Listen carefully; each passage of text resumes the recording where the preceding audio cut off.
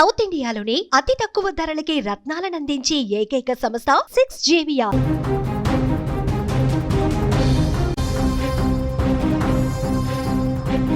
మీరు ఈఎంఐలో మొబైల్ ఫోన్లు కొనుగోలు చేస్తున్నారా? ప్రతి నెల ఈఎంఐ చెల్లించినా ఎప్పుడో ఒకసారి చెల్లింపులు ఆలస్యం అవుతుందా? అయితే ఇలాంటి వారికి రిజర్వ్ బ్యాంక్ ఆఫ్ ఇండియా ఊహించని షాక్ ఇచ్చింది. నెలవారీ ఈఎంఐ చెల్లింపు ఆలస్యమైతే ఆటోమేటిక్గా ఫోన్ లాక్ సిస్టమ్ అమల్లోకి తీసుకురానుందట. ఎస్, మీరు విన్నది నిజమే.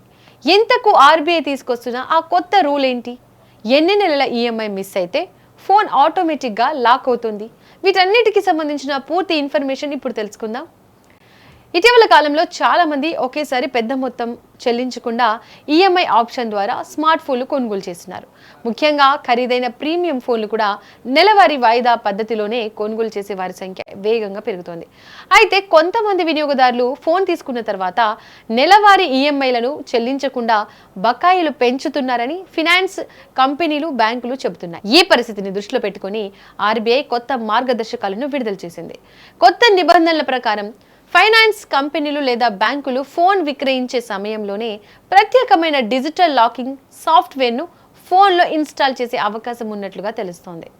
ఒకవేళ వినియోగదారుడు నిర్ణీత తేదీలోగా ఈఎంఐ చెల్లించకపోతే సంబంధిత సంస్థలు రిమోట్ యాక్సెస్ ద్వారా ఫోన్ను పాక్షికంగా లేదా పూర్తిగా లాక్ చేసే అవకాశం ఉంటుందని స్పష్టం చేసింది.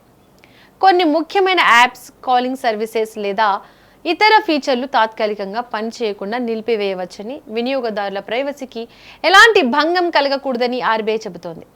ఈఎంఐ చెల్లించలేదనే కారణంతో ఫైనాన్స్ కంపెనీలు మీ ఫోన్లోని ఫోటోలు, వీడియోలు, మెసేజ్లు, కాంటాక్ట్స్ లేదా ఇతర వ్యక్తిగత సమాచారాన్ని చూడడానికి, కాపీ చేసుకోవడానికి లేదా డిలీట్ చేయడానికి ఎలాంటి హక్కు ఉండదని కూడా ఆర్బీఐ భరోసా ఇస్తోంది. ఫోన్ వినియోగాన్ని మాత్రమే నియంత్రించవచ్చు, కానీ మీ పర్సనల్ డేటా పూర్తిగా భద్రంగానే ఉంటుందని తెలిపింది. అయితే గతంలో ఈఎంఐ బకాయిల కోసం కొందరు రికవరీ ఏజెంట్లు వినియోగదారులను వేధించిన ఘటనలు వెలుగులోకి వచ్చాయి.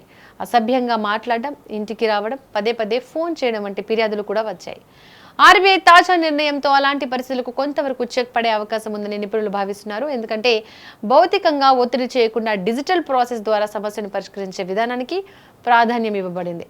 వినియోగదారుడు బకాయి ఉన్న ఈఎంఐ మొత్తాన్ని పూర్తిగా చెల్లించిన వెంటనే ఫోన్ ఆటోమేటిక్గా అన్లాక్ అయ్యేలా చర్యలు తీసుకోవాలని కూడా ఆర్బీఐ సూచించింది. అంటే చెల్లింపు పూర్తయిన తర్వాత మళ్ళీ ఫోన్ వినియోగంలో ఎలాంటి ఇబ్బందులు ఉండకూడదు. సో ఈ నిర్ణయంతో ఫైనాన్స్ సంస్థలకు రుణాల రికవరీలో కొంత భరోసా లభిస్తుందని, అదే సమయంలో వినియోగదారుల హక్కులు, డేటా ప్రైవసీ మరియు గౌరవం కూడా కాపాడబడుతుందని నిపుణులు అభిప్రాయపడుతున్నారు.